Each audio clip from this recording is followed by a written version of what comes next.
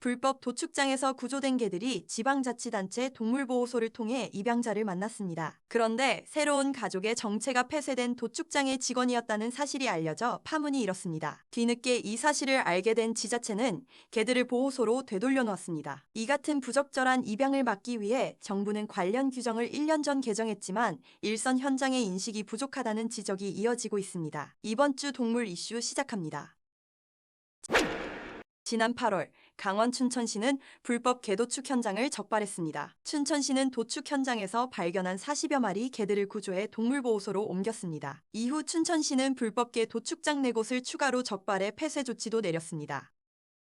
그런데 보호받던 개들 중에서 2마리를 입양한 사람이 폐쇄된 도축장의 전 직원인 사실이 드러났습니다. 이 사실은 한 동물보호단체 활동가가 고물상에 묶여있는 개를 본 뒤 의심을 품고 개들의 내장 마이크로칩을 확인하면서 알려졌습니다. 개를 입양한 도축장 직원은 식용 목적이 아니라 밭을 지키게 하려고 입양한 것이라고 주장했습니다.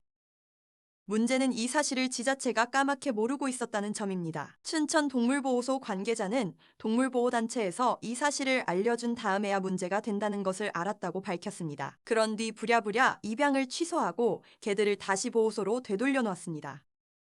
춘천 동물보호소의 입양 절차는 매우 허술했습니다. 사흘 정도 숙고하는 시간을 가진 뒤 인적 사항만 작성하면 입양이 가능했습니다. 동물학대 예방과 관련해서는 동물을 학대해서는 안 된다는 경고 문구가 전부였습니다. 입양자 또한 내가 입양 과정에서 도축장 경력을 말한 적이 없으니 동물보호소에서도 몰랐을 것이라고 말했습니다.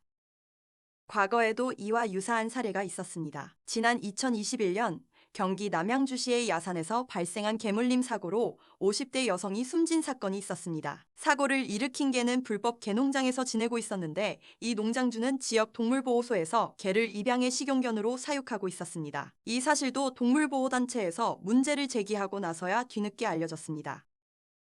사건이 벌어진 뒤 문제를 파악한 정부는 동물보호소 운영지침을 개정해 2022년부터 시행했습니다. 개정 운영지침에는 입양 희망자가 동물학대 범죄 이력이 있거나 식용견 사육장 운영자인지를 확인해야 한다는 조항이 있습니다. 그럼에도 불구하고 비슷한 사건이 재발한 겁니다. 춘천보호소 관계자는 우리가 범죄 이력을 조회할 권한이 없다며 현장에서 지침을 적용하기 어려운 현실을 말했습니다.